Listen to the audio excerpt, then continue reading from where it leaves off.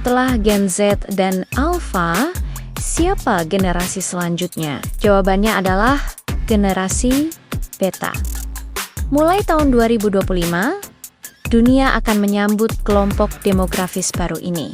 Nama Beta melanjutkan urutan alfabet Yunani setelah generasi Alpha yang berlangsung dari tahun 2010 hingga tahun 2024. Istilah ini pertama kali diperkenalkan oleh seorang peneliti demografi Australia bernama Mark. Mark sama seperti generasi lainnya yang biasanya mencakup rentang waktu sekitar 15 tahun. Generasi Beta diperkirakan akan lahir antara tahun 2025 hingga ke 2039. Tentu saja, seperti halnya generasi-generasi sebelumnya, generasi Beta akan sangat dibentuk oleh zaman tempat mereka tumbuh dewasa. Kalau kita lihat ke belakang, setiap generasi punya ciri khasnya sendiri yang dipengaruhi oleh teknologi dan peristiwa besar di sekitar mereka.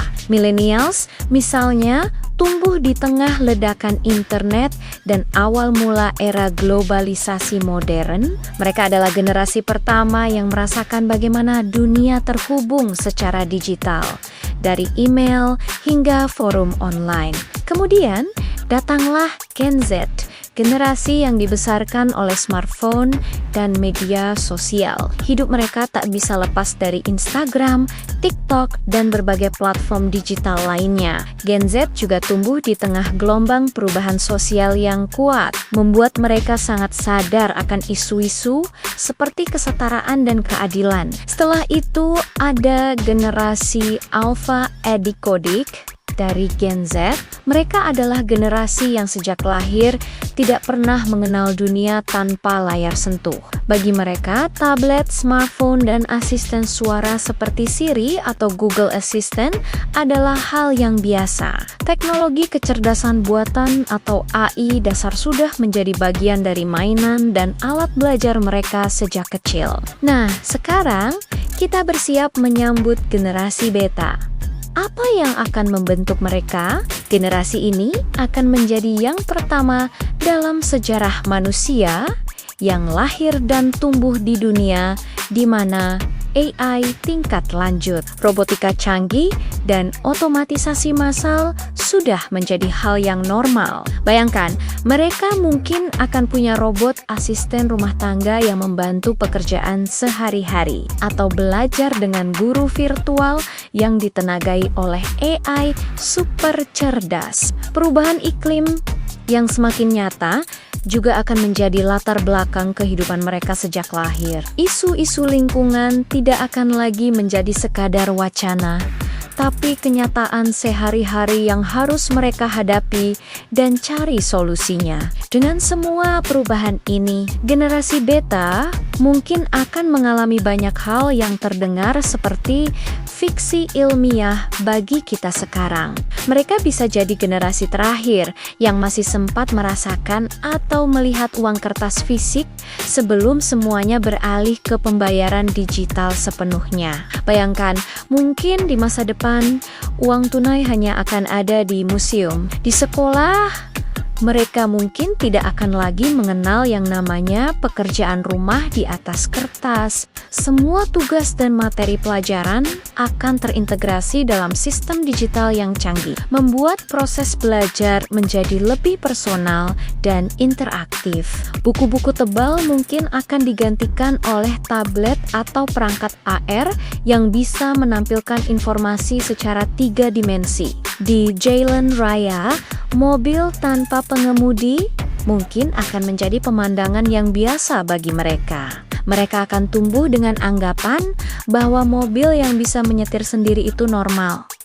Sama seperti kita menganggap mobil dengan transmisi otomatis itu biasa. Konsep kepemilikan mobil pribadi pun mungkin akan berubah, digantikan oleh layanan transportasi otonom sesuai permintaan.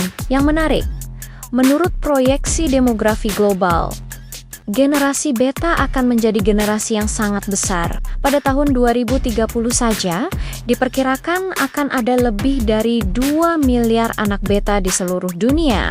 Ini akan menjadikan mereka salah satu generasi terbesar dalam sejarah manusia yang tentunya akan punya pengaruh besar terhadap masa depan dunia. Tentu saja, kita harus ingat bahwa label generasi seperti milenial, Gen Z, atau Beta bukanlah penentu nasib seseorang. Setiap individu unik dan tidak semua orang dalam satu generasi akan memiliki pengalaman atau pandangan yang sama. Namun, label ini sangat membantu kita untuk memahami bagaimana teknologi, budaya, dan peristiwa-peristiwa besar di dunia membentuk pola pikir, nilai, dan identitas sebuah kelompok secara umum. Setiap generasi datang dengan harapan dan tantangan baru.